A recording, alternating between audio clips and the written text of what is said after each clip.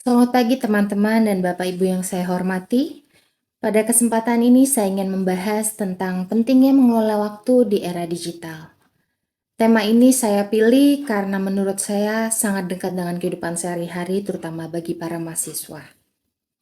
Sekarang hampir semua aktivitas berhubungan dengan gadget dan media sosial, mulai dari belajar, mencari hiburan, sampai berkomunikasi dengan orang lain. Teknologi memang sangat membantu, tetapi kalau tidak bisa mengatur waktu dengan baik, kita memang sering merasa waktu cepat habis tanpa sadar. Mungkin banyak dari kita pernah berniat mengerjakan tugas sebentar lagi, tapi akhirnya malah terlalu lama bermain media sosial atau bahkan menonton video-video pendek. Akibatnya tugas tertunda, waktu istirahat berkurang, bahkan pikiran jadi lebih stres karena pekerjaan menumpuk. Karena itu menurut saya kemampuan mengatur waktu sekarang menjadi hal yang penting supaya aktivitas tetap seimbang dan kita tidak mudah kehilangan fokus. Teman-teman, di era digital seperti sekarang, distraksi memang sangat mudah datang. Notifikasi media sosial muncul terus, video terus berganti, kadang tanpa sadar kita menghabiskan waktu berjam-jam hanya untuk scrolling.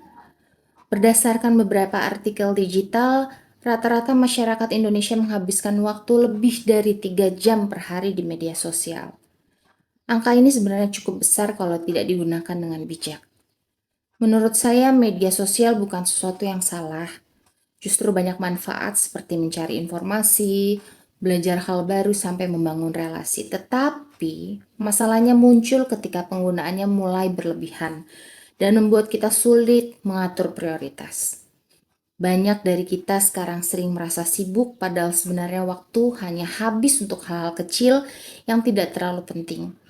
Akibatnya, tugas sering dikerjakan mendadak, waktu tidur berkurang, dan konsentrasi juga ikut menurun. Karena itu, kita perlu mulai belajar mengatur waktu dengan lebih baik. Tidak harus langsung berubah total, cukup mulai dari kebiasaan sederhana. Contoh yang pertama, mengurangi penggunaan media sosial saat belajar. Yang kedua, membuat jadwal harian sederhana. Yang ketiga, menentukan waktu istirahat dan waktu fokus. Yang keempat, membatasi screen time sebelum tidur. Dan yang terakhir, membiasakan menyelesaikan tugas lebih awal. Kebiasaan kecil seperti ini membantu kita menjadi lebih disiplin dan tidak mudah terdistraksi. Selain itu, mengatur waktu juga membantu menjaga kesehatan mental. Saat pekerjaan lebih teratur, pikiran kita biasanya terasa lebih tenang karena tidak terlalu banyak tekanan akibat tugas menumpuk. Saya juga percaya bahwa waktu adalah hal yang tidak bisa diputar kembali. Karena itu, kalau kita bisa menggunakannya dengan baik, manfaatnya akan terasa untuk masa depan juga. Jadi sebagai penutup, saya ingin mengajak teman-teman untuk mulai lebih sadar dalam menggunakan waktu, terutama di era digital sekarang.